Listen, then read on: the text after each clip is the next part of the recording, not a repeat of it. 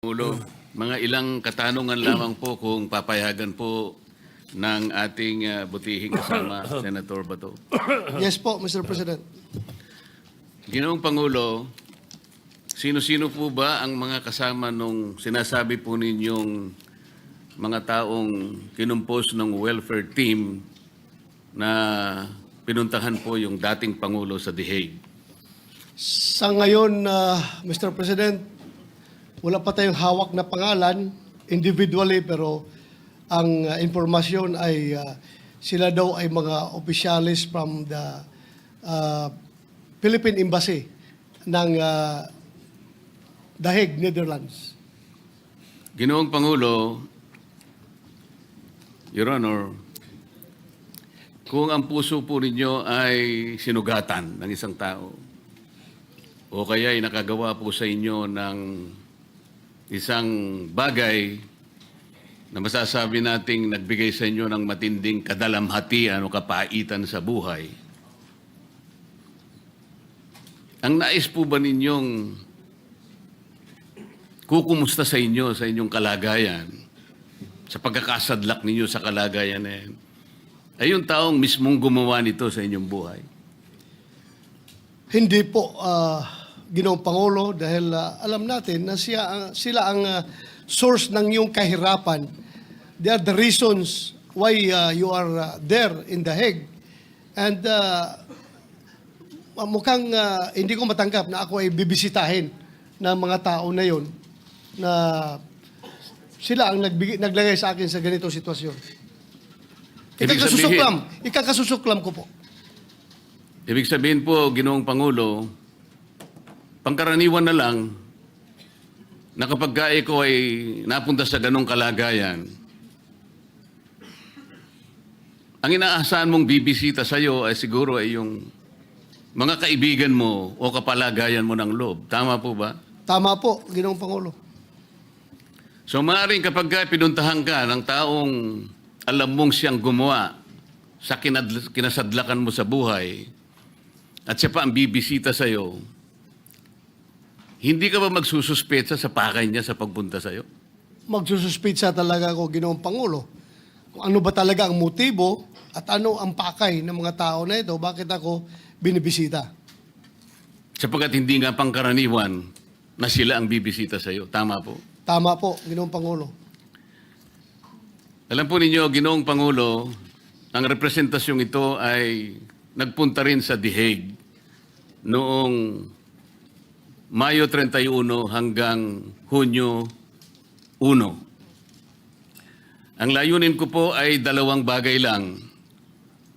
Una po, para magpasalamat sa kanya sapagkat isang bukas na aklat naman na talagang inendorso po niya ang aking kandidatura kung bakit ako po ay kasama ninyo ngayon sa kapulungan ito. Pangalawa po ay upang malaman ko na rin kung ano ang kanyang kalagayan sapagkat sa huling pagkikita po namin sa Hong Kong ay Marso 9 pa po yun. At tama po yung sinasabi ni kasamang Senador Robin o kasamang Senator Bong.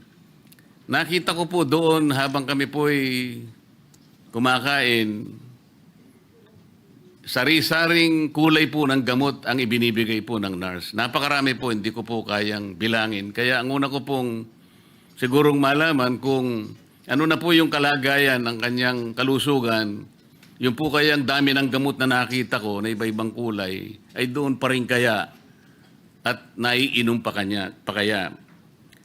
So Ako po ay nagpatulong talaga sa ating embahada sa Netherlands.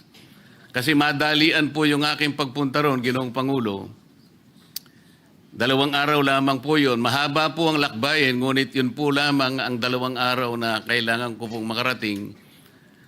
Kaya siniguro ko po sana na sa kadahilanang yon ay makita ko lang kahit ilang oras lang. Sa kasamang palad, Ginoong Pangulo, ay hindi man lamang po ako tinawagan ng embahada. Nagpatulong po ako sa ating embahada. Kaibigan ko po yung ambassador natin sa Korea, South Korea. Ang sabi ko po, Ginoong Pangulo, pwede bang tulungan mo ako na kahit ilang minuto lang, makausap ko lang, maligaya na ako ron. Maipaabot ko lang ang aking pagpapasalamat. Alam po ba ninyo, Ginoong Pangulo, na ako po hindi nagkapalad? Hindi po ba kayo magtataka ngayon, Ginoong Pangulo, Senator Bato, kung bakit yung ICC pinayagan na makarating o mabisita ang ating Pangulo sa hindi maipaliwanag na layunin na merong welfare check. Kasi po nung ako, Ginoong Pangulo, masasabi ko na rin na mahigpit daw po, yun ang tanging ibinilin lang sa akin ng embahada, bagamat hindi ko po nakausap ng personal. Ang tinatanggap lamang daw po ay miyembro ng pamilya at miyembro ng legal team.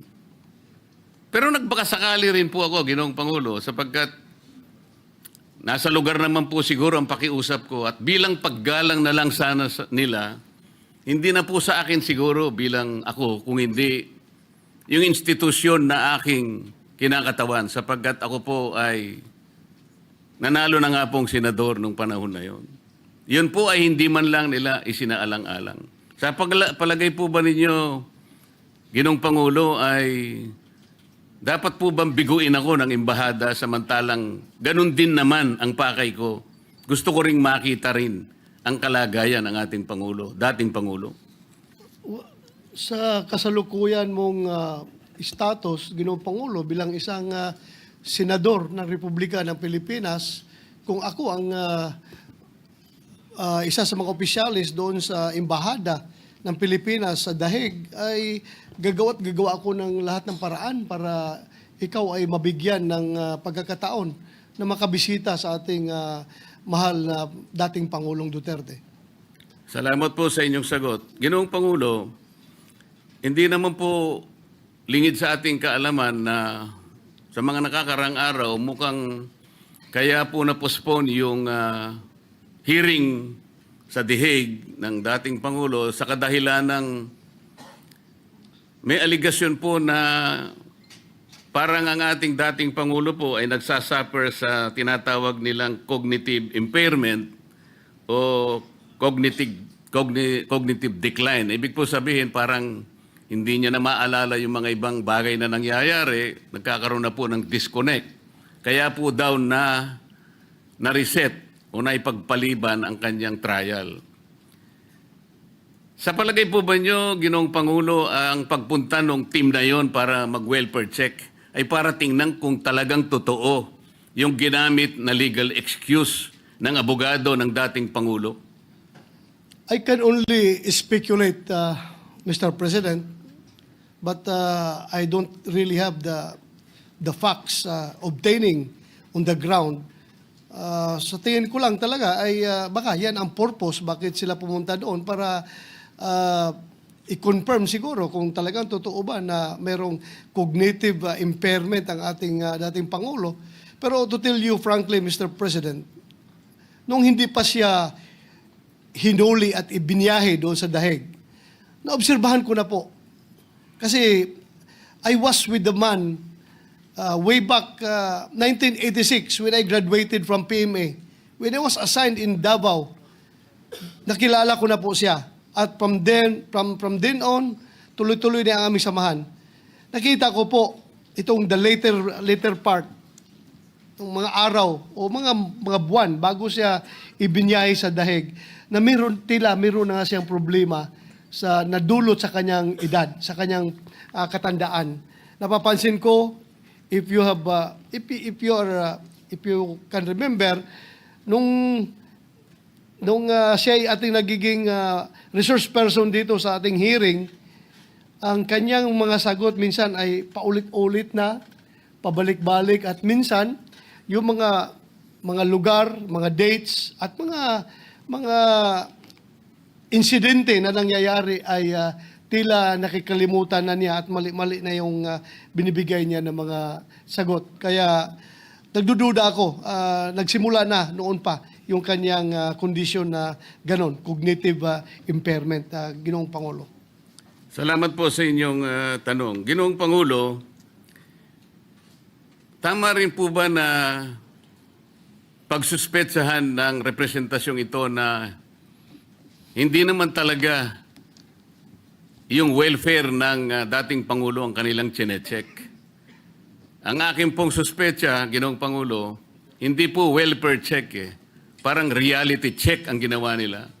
Sa mga tweet, talaga pong hindi tapat ang pagpunta kung pag-uusapan ay para masiguro lang ang kalagayang pangkalusugan ng ating dating Pangulo. Kung hindi matiyak nila na baka naman nagsisinungaling yung abogado niya at ginagawa lang dahilan yung sinasabing cognitive impairment.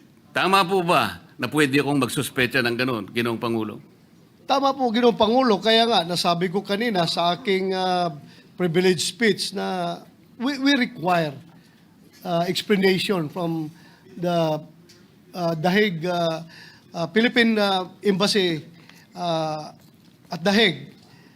An explanation kung ano ba talaga ang kanilang sadya pagpunta nila doon kay Pangulong Duterte.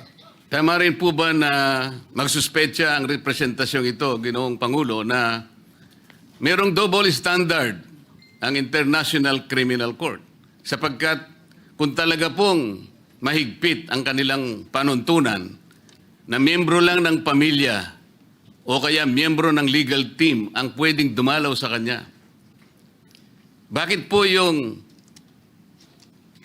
welfare team na yun, kung totoo mang welfare ang kanilang hinahanap, ay pinayagan ng ICC?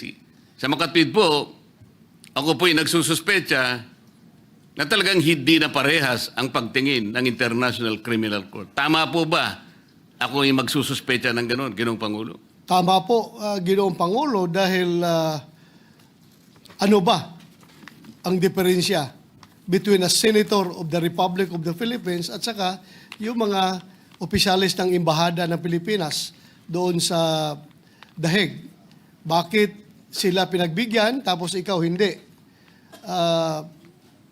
I'm quite questioning the standards of the ICC as far as visitation rights is concerned, Mr. President. At tama rin po sigurong isipin natin, Ginoong Pangulo, na ang pinakatapat na testimonya ng isang tao na naglalagak ng katapatan sa puso niya na gusto niyang makita talaga ang kalagayan ng Pangulo, ay lalong maisip niya na para siguro mailagak mo sa talagang tamang welfare o pagkalusugan ng dating Pangulo, pinakamabuti na yung ikaw na rin siguro magsakit, magsikap na makiusap para ang dating Pangulo siguro habang pending ang kanyang trial ay payagan siguro makauwi sa kanyang bansa. Yun ang pinakatapat na manifestasyon ng sino man kung ang talagang kalagayan ng Pangulo ang kanilang inaalaga. Yes, Mr. President, that is the ultimate manifestation of your concern about the welfare of the former president. If you really want him to be in good condition, if you want him to be, if you are after for his welfare, then I think the best thing to do is to bring him home, Mr. President. Maraming salamat po, Ginoong Pangulo. Thank you, Mr. President. Majority Leader. Hello. Maybe. Naalala mo nung Yes, Mr. President. Mr. President, the privileged speech of Senator Bato de la Rosa and succeeding manifestations and interpellations be referred to the Committee on Rules, Mr. President. Any objection? Hearing none, the motion is approved. Mr. President, also on Monday, as agreed earlier in the Senate lounge, we will be having an all-member caucus. We'd like to ask our colleagues to attend the all-member caucus at 12 noon in the Senators'